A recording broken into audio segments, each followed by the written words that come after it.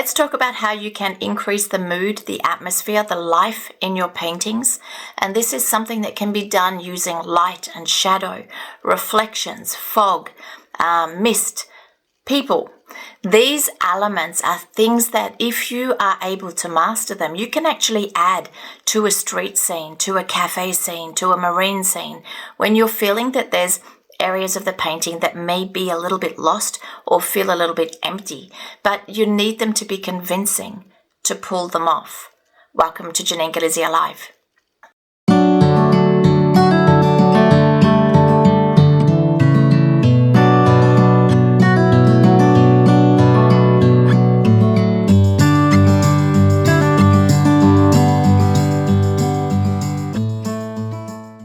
Okay, so most of the elements that I just mentioned, fog, light, shadow, mist, smoke, are things you can't actually put your hands on.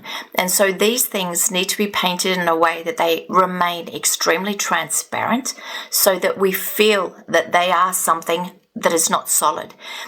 So when you do want to add these things into your paintings, one of the main things you must think of maintaining the transparency of the pigments that you're using, and obviously not overworking your washes, because these elements, a shadow, if it's painted too opaque, starts to look like a solid object, just like mist. If you have mist, same thing. If it's not transparent, a reflection, if it's not transparent, they start to look like objects. So one of the first things that I would suggest is always use transparent paint when you're using them. When you're wanting to create these effects, you stay with the transparent colors and put them on, leave them alone. The less you go back into them, the more transparent the wash will be. I would actually suggest as well to stay away from granulating colors, because the granulation, which is these little dots that you're going to see, these darker dots in a wash, does create the effect of texture, of material, of substance, of something solid. So granulating colors and more opaque, heavy colors are great if you're looking for a more opaque, heavy subject and putting that across. But when you're trying to put the effect of light, of shadow, mist, smoke, all these things that don't have physical substance to them or physical mass to them, really do ideally stick with your transparent colors. Put the wash on, leave it alone, because the transparency will help you create the effect. Now, the other element, which is so good to add to a subject, are little people.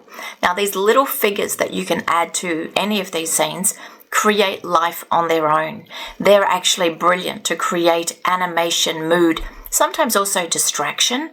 If, let's just say, you've got some area of your painting that you don't feel is well painted, you kind of feel like, didn't do that one so well.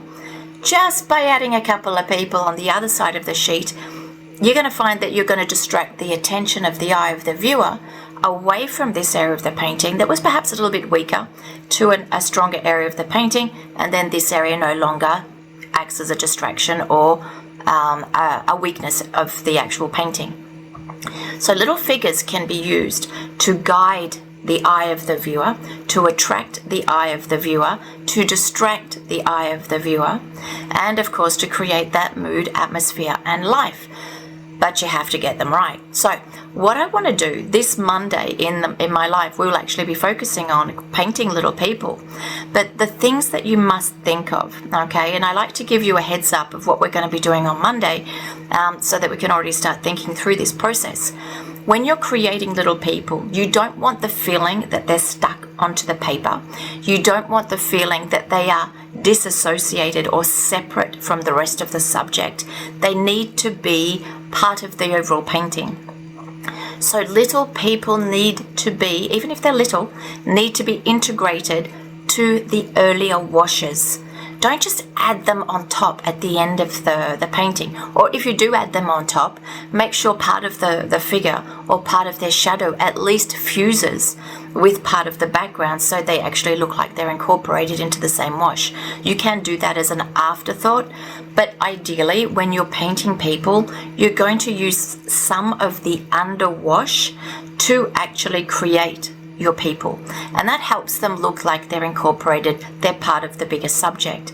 And then something else that we're going to obviously avoid doing is creating from head to toe hard edge definition where they're almost feeling like they cut out and then stuck onto the painting, this sort of look is not very attractive, and it actually draws more attention to that area, which is maybe not what you're looking for. So people have some sort of a weird effect in a painting, and I think that's because as we are people, we automatically see and search for other people, and so when there's a person in a painting, your eye goes straight to it. Now, this is good, and as I said, it can also be a distraction. So when you're creating people in your painting, if they're closer to your focal point, if they are part of your focal point, or they're part of that area of the painting that you're trying to put across, then the other people in the painting need to be painted very differently so that they're not competing for attention. So when we're painting people, let's just say there's a group of people, a series of people in or little figures in a painting, those that are closer or in your focal point will be treated differently from those that are in the surroundings. You're not going to paint them all the same way, otherwise they're all going to have the same interest and attract the eye in the same way, which will actually upset the composition of the painting, because instead of reading the painting in the way it's constructed, so following the hierarchy of the shape, you're just being attracted to wherever there's a person. And so we're losing the background, we're losing the storyline, we're basically losing that whole unity of the painting. So the way we paint people is by understanding on where you're painting them. How important are they? Or how secondary are they? Are they kind of like the extras in a movie? You know, those figures that just sort of walk past in a scene, that they're there, but you shouldn't really notice every single person. It's kind of the mass of people that you're looking at. Or is it the star of the show? Is it the focal point? Is it part of is your personage one of the main aspects that you're wanting people to see? So where your figures are placed and the way you paint them actually does count more for how accurate they actually are in their shape, where a lot of people just basically try to get the shape right and get the shape looking like a believable person, yet it's maybe not the main priority, because even if that person is great, if that person is in the wrong spot and they're attracting attention in a place you're not wanting them to, then you're actually focusing in on a distraction rather than working with the whole of the painting.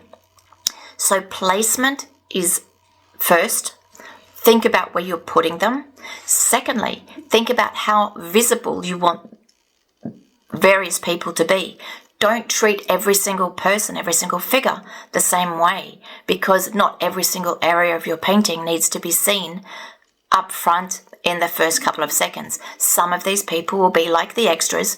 They're just the people that are there to support the rest of the story. So the way we paint them is actually going to play a big part of it. And then obviously, like I was saying, don't have this hard edge all the way around the people so that we actually feel like they're cut out and stuck on, because they need to be integrated into the bigger scene. They need to be integrated ideally with the washes which are underneath them, which were there first, which is why I will always leave part of these earlier washes in my figures to make them blend, almost melt into the background, with some aspects, head, shoulder, maybe something they're carrying, whatever, a little bit more defined, but there is part of the figure which is actually melting into the background. This can also be done through shadows, it can be done through reflections. Imagine that it's a street or a shiny surface, and so there's a reflection underneath them, and you can actually help that figure be integrated if the shadow or the reflection is also melting or fusing into the backwash, into the earlier washes. So painting people, but also things like smoke, light, shadows, creates so much energy, so much life and so much atmosphere in our paintings, that they're such a good idea, because they give a more emotional impact to the painting rather than just objects. So they add on an emotional level. If you're not used to painting them, then I would say just practice. if you take a sheet of paper and just paint loads of little people, you're going to see that by the end of the sheet of paper, you're going to actually be pretty good at painting these little shapes. So ideally, you're practicing doing them, painting them, getting them right, getting them believable, so that the day that you want to add them into your paintings, you're no longer scared, you're no longer hesitating about, am I able to do it, or are these people going to mess up my painting? And when you have that confidence, you're painting your figures with confidence, then they automatically look like they're supposed to be there and they're not odd. So practice is a big part of it. Placement and the way you treat the subject, how visible, how less visible they are, is a huge element to it. And keeping the transparency and the cleanness of those elements, fog, smoke, light, shadow, so that they actually feel like they're not physical objects, but they are light, shadow, fog, and let's say mist, and reflections. They are actually these non-physical things. So that's a big thing that you can do to add to your paintings. This Monday, this is the 11th of August, we are actually including people into a cafe scene, an interior cafe scene. So if you find that you may want to work on this, you want to see how I incorporate my people, how I paint my people, how I actually connect them into my washes and let them sort of fuse into their background, jump on the Monday live. And if you can't come live, just by inscribing, you'll also get the link, which you can watch the recording as often as you like, because you keep live access. Have confidence adding life and energy and atmosphere into your paintings using these elements, and happy painting.